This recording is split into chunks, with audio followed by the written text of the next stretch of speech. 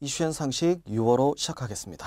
먼저 이달 특강이 금융 필기시험 대비 금융상식 다잡기입니다. 바로 은행고시의 부활이죠. 자, 은행이 지금까지는 면접을 강화하고 있는 추세였습니다. 하지만 금융권 채용 비리가 많이 터지다 보니까 이런 논란을 없애기 위해서 최근에 변화하고 있습니다. 바로 필기 강화. 이게 가장 핵심이죠. 물론 필기만 강화하는 건 아니에요. 직무 역량, 직무 중심의 채용으로 가는 것은 변화가 없습니다. 그건 대기업도 마찬가지고 공기업도 마찬가지고 직무 중심으로 가긴 하는데 공정성을 위해서 필기를 강화한다고 하죠. 그러면 어떤 쪽이겠어요? 바로 금융상식 쪽이죠. 자, 기초적인 금융상식을 공부하기 위해서 우리가 뭘 해야 되는지 그 얘기를 좀 보도록 합시다. 자, 은행에 가고 싶은 사람들은 많은데 은행에서 일하는 사람들의 마음을 이해를 잘 못하는 것 같아요. 자, 이걸 좀 정리해 놓고 시작해 볼게요. 은행의 고객의 입장과 은행 직원, 행원의 입장입니다. 고객은 물어봐도 돼요. 행원은 답변을 해야죠. 행원은 금융상식이 기초예요. 무슨 얘기냐면 모르면 안 된다는 얘기입니다. 자, 여러분이 금융에 대해서 모르는 상태에서 은행에서 최선을 다해서 열심히 일하겠다. 이건 말이 안 되거든요. 게다가 직무 중심으로 채용을 하다 보니까 구체적인 직무 역량을 채용 과정에서 평가할 수밖에 없어요. 그래서 이런 필기시험이 강화되는 게 원래 취지에는 맞습니다. 이건 현실적인 이야기라고 보셔야죠. 문제는 뭐냐면 은행에 자주 가지도 않아요. 우리는. 뭐 기껏해야 현금 지급기에서 현금 찾는 거 이외에는 잘 가지도 않죠. 게다가 돈이 있어야 투자를 할 텐데 별로 투자도 안 합니다. 금융과 거리가 좀 있죠. 보통 금융에 관심은 언제 갖냐면은 직장생활 시작하면서예요. 이게 모순되지 않았습니까? 여러분이 금융에 대해서 알고 있어야 취업을 할 수 있는데 취업을 해야 금융에 대해서 관심을 갖는다. 그러면 뭐라도 시작해 보도록 합시다. 어떻게? 금융 상식을 공부해서 취업하고 그 다음에 투자를 해보면 되지 않을까요? 자, 이제 어떻게 공부할지에 대한 내용을 좀 보도록 합시다. 자, 공부를 할 때 제가 몇 가지 기준을 가지고 말씀을 좀 드리도록 할게요. 어떻게 금융상식에 대해서 공부를 할 것인가? 먼저 제시하고 싶은 이유가 제시하고 싶은 건 반복과 관심이에요. 자, 왜 반복과 관심인가? 금융에 관심을 갖다 보면 뭔가 찾아보겠죠. 하다못해 경제지나 아니면 신문 경제면이라도 봅니다. 거기 보다 보면 나오는 용어들이 계속해서 반복돼요. 처음 볼 땐 몰라도 두 번, 세 번 보다가 보면 얘가 뭔지 알게 되죠. 그래도 모르겠는데 어떻게? 반복해서 보다 보면 관심을 갖게 돼요. 자, 관심을 갖게 되면 그 다음부터 찾아보고 공부하고 이해하게 되겠죠. 예를 들자면, 자, 여러분 은행은 어디 갑니까? 여러분 거래하는 그 은행 가죠. 여러분 절대 안 가는 은행도 있습니다. 여기죠. 중앙은행인 한국은행은 갈 리가 없어요. 한국은행을 내가 가서 뭐하게? 여러분이 갈 일은 없죠. 중앙은행은 국가의 은행, 정부의 은행이면서 정확하게 얘기하면 정부의 은행이고 그리고 은행의 은행일 수는 있지만 개인의 은행은 아니거든요. 개인의 예금 받지 않습니다. 대출 안 해줍니다. 일반 은행들을 대상으로 할 수 있고 그리고 정부를 대상으로 할 수는 있죠. 그렇다 보니까 금융 시스템 전체를 움직이는 역할을 하기 때문에 중앙은행이 되는 거죠. 시중은행은 아니죠. 자, 그 이외에도 정부의 정책 사업을 위해서 만든 은행들도 있습니다. 산업은행이라든지 수출입은행이라든지 이런 데 있죠. 이런 은행을 국책은행이라고 해요. 그럼 우리가 다니는 일반적인 은행들 있죠. 뭐 KB라든지 뭐 스탠다드 차타드라든지 몇 개 은행들 있잖아요. 일반적으로 거래하는 은행. 이런 은행들을 바로 일반은행이라고 합니다. 은행인 것 같은데 은행이 아닌 것 같은 좀 애매한 데 있죠. 뭐 농협은행이라든지 수협은행이라든지 이런 데 있죠. 시중은행, 일반은행하고 똑같은 거 아니냐. 거의 비슷한 역할을 하고 있긴 한데 설립 과정이 조금 다르죠. 이런 은행을 특수은행이라고 합니다.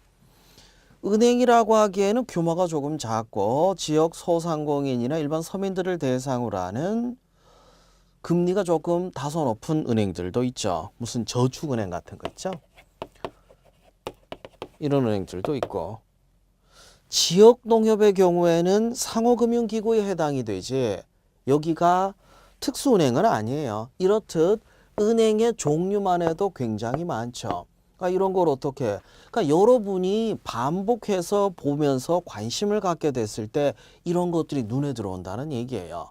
그냥 책 가지고 무작정 공부하려고 하면 억지로 외워야 되기 때문입니다. 외우는 건 한계가 있어요. 자, 두 번째 키워드를 좀 잡고 들어가도록 할게요.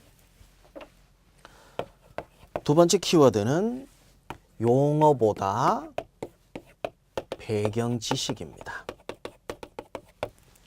이런 상상을 좀 하고 시험 준비하는 친구들 있죠. 내가 이걸 찍어서 공부했는데 이게 정확하게 딱 나와요. 그럼 얼마나 좋을까요? 에이, 그건 불가능해요. 저도 좀 황당했던 일이 있었죠.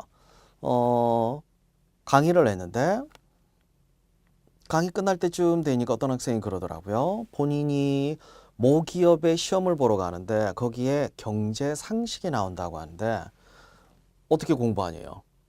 근데 시험 언제 보냐 물어보니까 내일 본대요. 그때가 수업 끝나고 밤 10시였는데 뭘 어떻게 해요.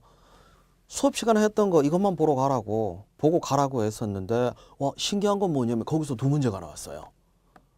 나중에 다시 찾아와서 선생님 어떻게 그걸 찍으셨어요? 아니요, 찍은 게 아니에요. 나올 만한 게 나왔기 때문이죠. 우리나라 금융과 관련해서 기본적으로 필요한 것들을 묻는 것뿐입니다. 얼토당토않게 뜬금없이 묻지는 않아요. 그래서 핵심 용어다. 그럼 이것만 알아두면 되냐? 그 얘기가 아니에요. 더 중요한 건 뭐냐면 배경 지식으로서 작용을 합니다. 여러분들이 오해를 많이 하는 게 예를 들어서 영어 시험을 본다고 합시다. 그러면 핵심 단어들만 외우면 그 문제 풀 수 있습니까? 아니잖아요. 결국에 배경 지식이에요. 얼마나 많은 배경 지식을 가지고 있느냐. 이게 결국에는 시험과 직접적으로 연관이 되어 있습니다. 자, 아주 간단한 얘기 좀 해보도록 할게요.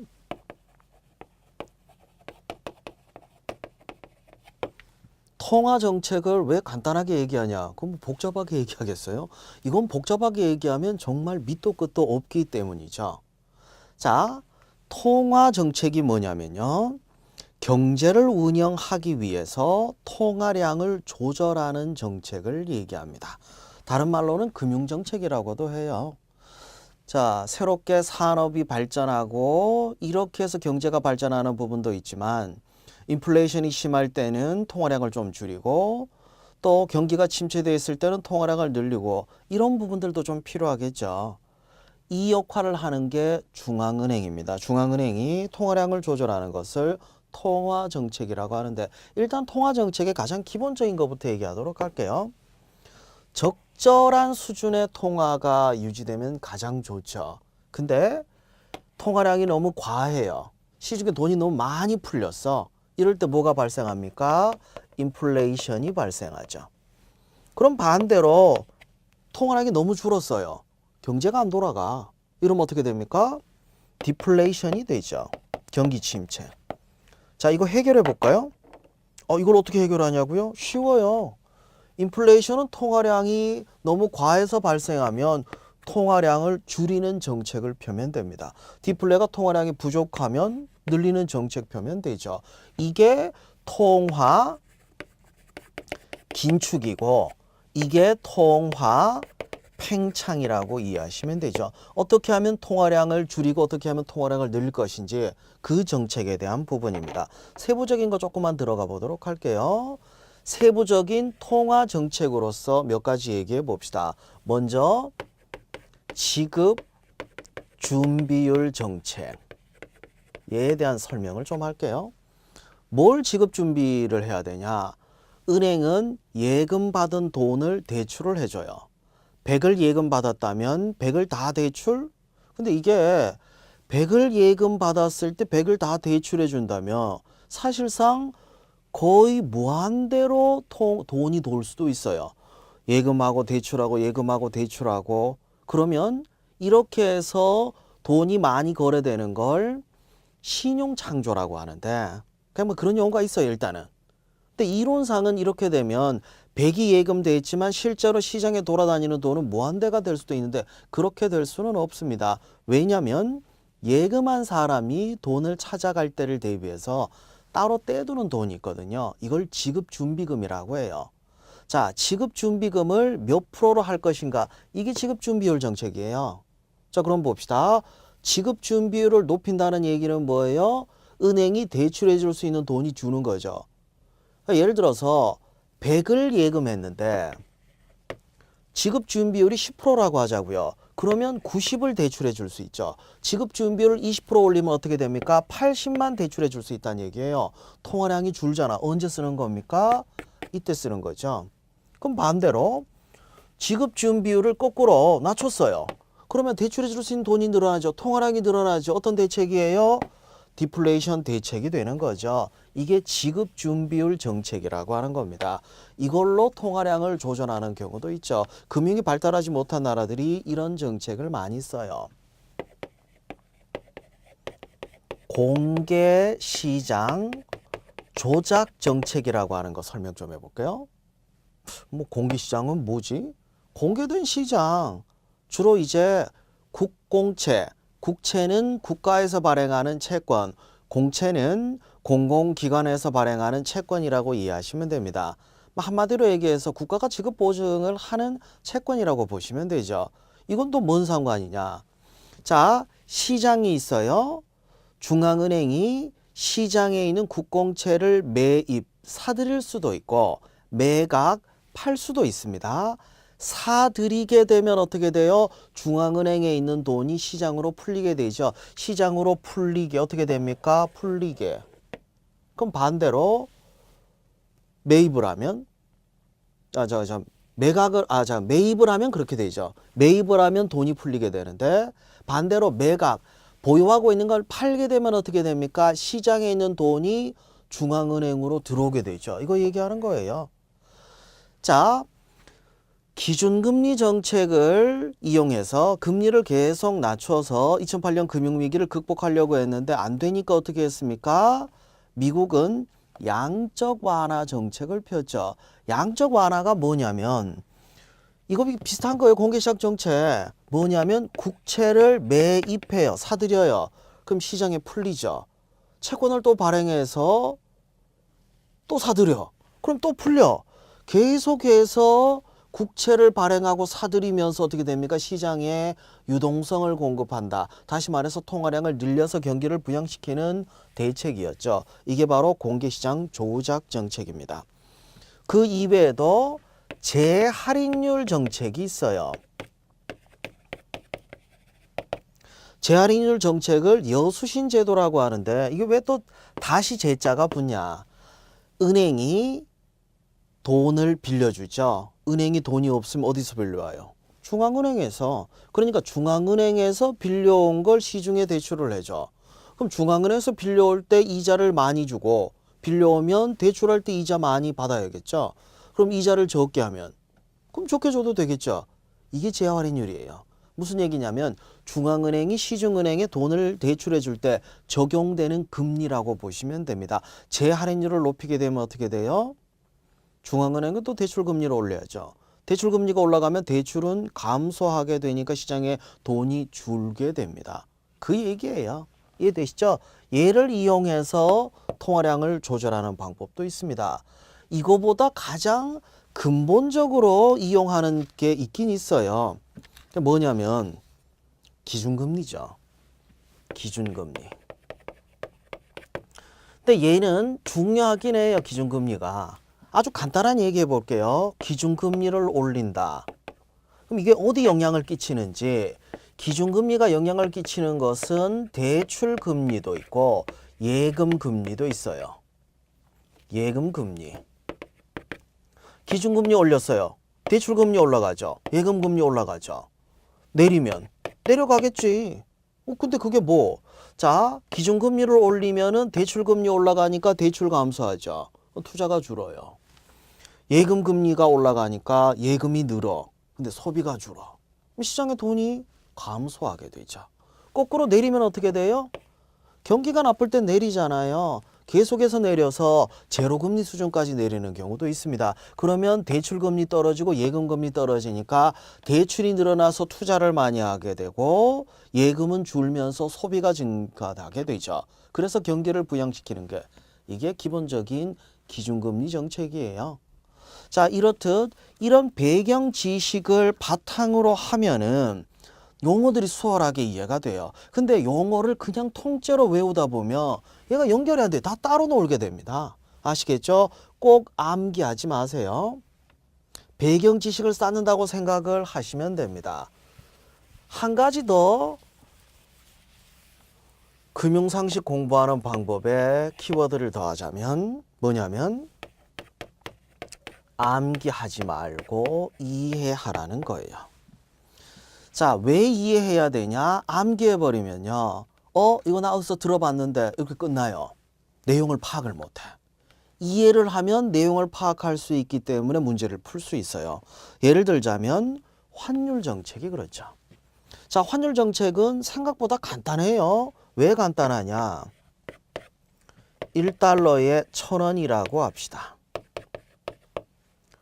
오르면은 뭐 1,500원 이 정도 많이 오르진 않겠지만 조금 극단적으로 만들어 보자는 거예요. 그래서 좀 쉽게 이해하게. 내려서 500원이 됐다고 하자고요. 자, 환율 올랐죠? 환율 상승. 환율 내렸죠? 환율 하락. 요 표현은 또 이해를 쉽게 해요. 근데 표현을 조금만 바꾸면 헷갈립니다. 어떻게? 달러의 가치를 봅시다. 달러의 가치가 올라가는 것을 달러 강세. 달러의 가치가 떨어지는 것을 달러 약세라고 해요. 달러 기준으로 보는 거예요. 왜냐하면 환율은 양국의 화폐의 교환 비율이기 때문에 상대적이거든요. 자, 달러 기준으로 봅시다. 원래 1달러 1,000원의 가치였는데 1달러가 1,500원의 가치예요. 달러의 가치는 어떻게 된 거예요? 올라갔죠. 이걸 강세라고 해요. 달러 기준으로 보면 달러 강세. 그럼 반대로 500원과 교환될 정도면 달러 가치가 뚝 떨어진 거 아니에요? 이건 뭐가 돼요? 달러의 가치가 약세가 된 거죠. 그럼 강세, 약세, 환율 상승, 하락 똑같은 얘기가 아니냐? 근데 이게 원화를 기준으로 보면 얘기가 달라져요. 원래는 1,000원을 주면 1달러로 바꿀 수 있었는데 1,500원, 500원 더 줘야 1달러 바꿀 수 있다는 얘기는 원화를 기준으로 하면 어떻게 됩니까? 얘가 약세가 되죠. 반대로 500원만 줘도 1달러로 바꿀 수 있어요. 그러면 원화의 가치는 올라간 게 되죠. 강세가 되죠. 상대적인 관계라고 이해하시면 됩니다. 자, 환율 얘기를 조금만 더 하자면 환율과 관련해서는 두 가지 개념을 이해하셔야 돼요. 어떤 원인으로 인해서 환율이 올랐다 내렸다. 그리고 환율이 오르고 내렸을 때 어떤 영향을 끼친다. 그 중에 환율이 변화하는 원인에 대한 얘기를 좀 해보도록 할게요. 원인은 외화의 수요와 공급 때문입니다. 간단하게 설명하자면 외화가 국내로 들어오면 공급이에요. 해외로 나가면 수요예요. 자, 들어오고 나가고만 따져야 됩니다. 이게 벌어서 온 건지 빌려서 온 건지 이런 거 따지지 않아요. 지금은 철저하게 외환시장의 외화의 수요 공급에 의해서 환율이 결정되기 때문에 들어오고 나가고만 따지지 그 외화의 성격을 보지는 않습니다. 수출을 하면 외화가 들어오죠. 해외에서 차관을 도입, 돈 빌려오면 들어오죠. 외국 기업이 투자를 해도 들어오죠. 외국인 관광객이 국내로 들어와도 외화 갖고 들어오죠. 반대로 수입하면 나가죠. 수요죠. 여러분 해외 직구하면 결제를 해주면서 돈이 나가게 됩니다. 외화가. 여러분이 해외여행 가도 나가죠. 그죠? 그래서 들어오고 나가고 이걸 따져서 뭘 하냐? 기억나세요? 수요 공급. 외화의 공급과 수요가 합해지는 지점에서 환율이 결정이 됩니다. 자, 그럼 봅시다. 외국인 관광객이 국내로 많이 들어오게 됐어요. 자, 외국인 관광객은 외화를 갖고 들어오죠. 들어오면 뭐라고 했어요? 공급 많이 들어왔다는 얘기니까 증가 아니에요. 증가하면 그래프가 우측으로, 감소하면 좌측으로, 공급 곡선이 우측으로 이동하게 되면 환율은 어떻게 됩니까? 하락하게 된다는 거예요. 자, 한 번 더 정리합시다. 수요 공급 구분하시고요. 증가하면 우측, 감소하면 좌측으로 그래프 이동하시면 두 선이 만나는 지점에서 환율은 결정난다. 끝! 자, 이번엔 영향 얘기를 좀 봅시다. 먼저 가장 중요한 수출. 수출을 하면 돈을 원화로 받습니까? 아니요, 달러로 받아요. 1달러를 받았는데 이전에는 외환시장에서 바꾸니까 1,000원이었어요. 근데 환율이 올라서 1,500원이 되면 어떻게 됩니까? 환율의 차이로 인한 이익, 환차익이 생겨요. 수출은 유리하죠. 그러면 환율이 500원으로 떨어지면 환율의 차이로 인해서 손해를 보게 됩니다. 500원의 환차손이 발생돼요. 그러니까 수출한 건 똑같은데 그냥 500원 손해보게 되는 거죠. 수출은 어떻게 돼요? 수출의 영향은 감소할 수밖에 없죠. 그러니까 환율이 올랐을 때는 수출이 유리한데 환율이 떨어지면 수출이 힘들 수밖에 없습니다. 수입은 또 반대예요. 왜냐하면 달러로 결제를 해줘야 되니까. 전에는 1,000원이 있어야 결제해 줄 수 있었는데 이젠 500원만 있어도 결제해 줄 수 있어요. 수입은 유리하죠. 이쪽은 500원 더 줘야 돼. 수입이 부담스럽죠. 여러분 해외여행 언제 갑니까? 환율이 오를 때 해외여행 가요? 부담이 커서 못 가죠. 환율이 내릴 때 해외여행 가잖아요. 나 그거 아는 건데. 아는 거예요. 환율이 올랐을 때 내렸을 때 영향은 실제로 이렇게 숫자를 집어넣어 보면 쉽게 이해할 수 있습니다. 자, 그렇게 암기보다가는 이해를 하셔야 상황을 이해할 수 있죠. 그렇다 하더라도 어느 정도 용어는 공부할 수밖에 없어요. 그런데 그 용어 공부할 때 여러분이 좀 어려워하는 부분들이 있습니다. 그 부분과 관련해서 또 하나의 키워드를 뽑아보도록 할게요. 마지막 키워드는 뭐냐면 직관이에요. 영어 공부할 때로 돌아가 봅시다. 여러분 영어 공부할 때 어때요? L-I-O-N 라이언 사자, 라이언 사자. 이거 외워서 기억하십니까? 아니잖아요. 그냥 라이언은 사자야. 우리는 직관적으로 단어를 이해하고 있습니다. 그래야 해석이 돼요. 이거 뭐였더라, 뭐였더라, 뭐였더라. 여러분들이 사전으로 금융영어를 공부하다 보면 단어 하나에 모르는 단어들이 숱하게 나와요. 그러면 그 단어 때문에 그냥 외우려고 하는데 내용이 파악이 안 돼요. 그럼 그 단어를 찾아보면 그 단어 안에 또 다른 단어가 있어. 그리고 또 다른 단어가. 그래서 용어 하나 이해하는데 모르는 단어를 14개를 찾아요. 그러다 보면은 내가 뭘 찾고 있었지? 까먹어버리는 경우도 있죠. 용어는 직관적으로 이해해야 됩니다. 그래서 용어 자체의 설명을 봤을 때 바로 이해를 해야 되는데 그게 쉽지가 않아요. 그래서 특히 배경 지식이 부족한 경우에는 용어 자체에 대한 설명을 읽는 게 눈에 잘 안 들어옵니다. 차라리 그럴 때는 그림이 많은 그런 책을 보는 것도 하나의 방법이 아닐까 싶네요. 극단적으로 금융에 대한 배경 지식이 부족한 경우에는요. 어린이 금융교실 이런 거를 전 추천하는 편이에요. 시중은행 홈페이지에 들어가시면 어린이 금융교실이라고 나와 있는 거 있어요. 그림 많이 있는 거. 그게 도움될 수도 있습니다. 차근차근 올라가셔야 돼요. 억지로 외운다고 해결될 문제는 아니에요. 예를 들어서 BIS가 뭐지? 근데 BIS라고 하는 용어를 자주 봤으면 몇 개 아는 게 있습니다. 국제결제은행이기도 하면서 BIS 자기자본 비율을 뜻하기도 해요. BIS 자기자본 비율은 뭐냐? BIS에서 만든 게 자기자본 비율이에요. 자, BIS 국제결제은행 얘는 왜 만들었냐? 자, 은행들끼리 거래를 한단 말이에요. 그러면 예약된 대로 거래가 이루어져야 되는데 여기서 여러 가지 문제가 발생할 수 있죠. 그래서 이 문제, 특히 결제를 위해서 여러 가지 수탁, 대리인의 역할을 하기 위한 국제기구가 있어야 국제적으로 금융거래가 수월하겠죠. 이건 UN 산하의 국제기구가 아니에요. 은행들끼리 만든, 특히 중앙은행들이 회원국이에요. 다시 말해서 각 국가의 중앙은행들이 모여서 국제금융거래를 위해서 만든 기관이 BIS. 자, 이 BIS에서 은행들의 안정을 위해서, 왜냐하면 이 은행들이 자기 돈이 별로 없어요. 은행은 자기 자본 비율이 생각보다 그리 높지 않습니다. 은행들 보면 은행 규모가 뭐 200조를 넘어간다. 그거 다 예금 받은 돈 아니에요. 근데 문제가 뭐냐면 예금 받은 돈이 다야. 200조가 있다고 하지만 그중에 자기 자본이 1조도 안 돼. 이러면 어떻게 됩니까? 여러 가지 문제가 발생했을 때 이 은행이 감당하기 힘들단 말이에요. 그래서 최소한도로 위험에 대비하기 위해서 위험 가중 자산에 대비했을 때 자기 자본의 비율이 몇 프로냐, 이걸 8%로 기준을 잡은 게 BIS 자기 자본 비율이에요. 그래서 신용 리스크를 관리하기 위해서 은행들이 자기 자본 비율 8%를 맞출 수 있게 규제를 하고 있습니다. 그 규제를 하고 있는 기관이 BIS이기 때문에 BIS 자기 자본 비율이라고 하는 거죠. 아, 그런 데구나. 그렇게 이해하시면 됩니다.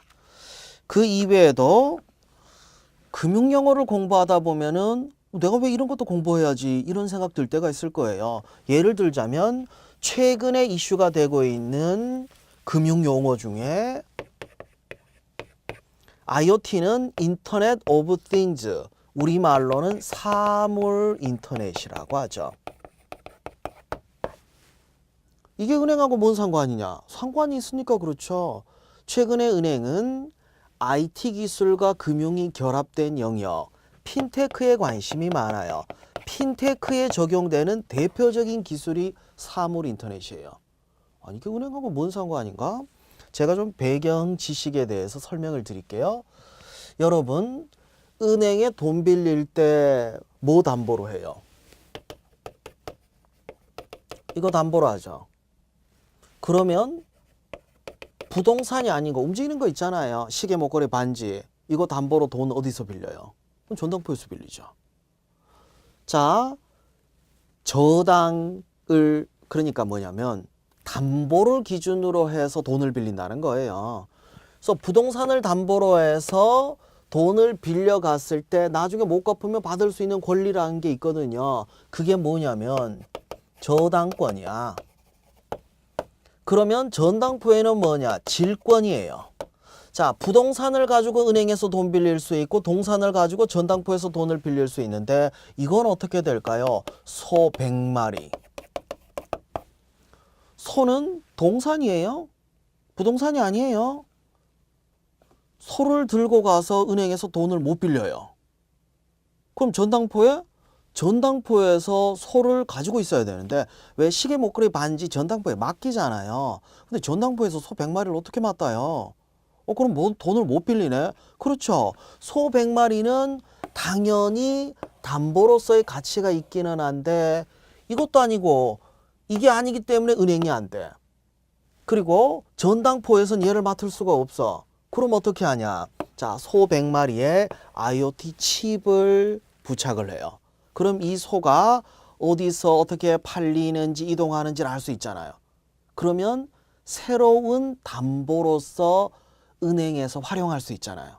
그래서 요즘은 사물 인터넷도 은행에서 관심을 갖습니다. 왜 IT 용어가 필요하냐면 금융과 관련된 게 진짜 경제 용어만 있는 게 아니기 때문입니다. IT 용어도 있고 사회 이슈와 관련된 용어들도 있고 범위가 굉장히 넓어요. 이거 좀 관심을 가져야 될 대상이 좀 넓네. 자, 마찬가지입니다.